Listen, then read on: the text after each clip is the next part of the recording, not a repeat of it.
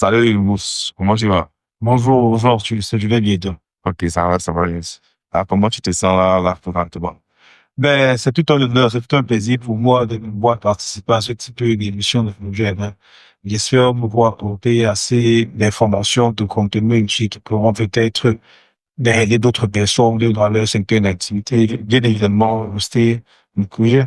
Ok, merci. Moi, je te remercie bien particulièrement d'avoir accepté de passer en fait sur le plateau. Donc, la thématique qui nous réunit, c'est les chiffres ne montrent pas comment les données façonnent le contenu, les tendances et les influenceurs. Ma première question que je veux te poser, c'est quand on parle de chiffres en stratégie contenu, on parle de quoi exactement? Quand on parle de chiffres, on parle de données numériques. On parle des valeurs qu'on est capable de quantifier, qu'on est capable de mesurer tout simplement. Lorsqu'on parle de chiffres, ce sont des valeurs numériques qu'on est capable d'évaluer. Comme quoi, par exemple, donne un exemple de chiffre. Je vais dire, par exemple, lorsqu'on communique un chiffre qui revient, enfin, un indicateur qui revient qu'on regarde souvent, c'est ce qu'on appelle une apportée. On dit, par exemple, que 300 000 personnes ont vu votre profil, ont visité, ou bien ont vu votre contenu. Voilà ce qu'on appelle un chiffre. Ok, donc, c'est-à-dire que les vues, les interactions, tout ça, ce sont les chiffres. Ce sont des chiffres. Vous avez les vues, vous avez les interactions, vous avez les engagements, vous avez également ce qu'on appelle les vues, les taux de conversion. Ok. Mais en tant qu'analyste, quels sont les indicateurs que toi tu regardes lorsque tu prends une publication pour savoir que la publication si fonctionne ou ne fonctionne pas? Bon, ça dépend. Il y a deux cas de figure. Je peux regarder si je gère la communauté ou bien la marge d'une plateforme, d'une entreprise.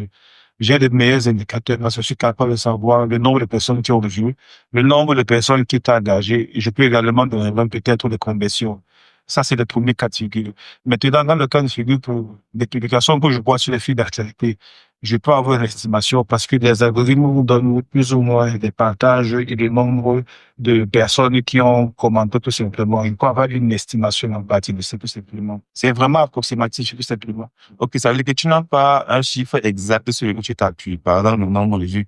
Et pour un exemple simple, une vidéo, par exemple, peut être publiée sur YouTube. Oui, Sauf que sur YouTube, elle a peut-être une même vue. oui, Elle a peut-être, elle vient de vue, elle a peut-être 1000 likes. oui, Peut-être 2 commentaires. oui. Qu'est-ce que toi, tu regardes exactement? Est-ce que tu vas regarder le nombre de vues? Est-ce que tu vas regarder les commentaires ou est-ce que tu vas regarder le nombre de likes? La première chose que je vais regarder, c'est le nombre de vues, tout simplement. Parce que le nombre de vues, je dis exactement, c'est un contenu qui était pertinent pour l'audience de la personne, tout simplement. C'est beaucoup plus ça que je regarde. Parce que les gens qui vont regarder, mais ne commentent pas. Ne commente pas. Okay. Le commentaire est un deuxième indicateur qui montre certaine pertinence par rapport au contenu qui a été publié tout simplement. On regarde les vues d'abord. Okay. C'est 10 000, 30 000 vues. Ça voudrait dire que pour ce créateur de contenu, là, c'est un contenu pertinent. Ok, et qu'est-ce qui explique le fait qu'une personne peut avoir un an des yeux et peut-être 1000 likes sur lui? Ça peut s'expliquer. Lorsqu'on est sur Internet, tout le monde n'a pas le même centre d'intérêt. Tout le monde ne passe pas le même nombre de temps sur le contenu, sur les films d'actualité.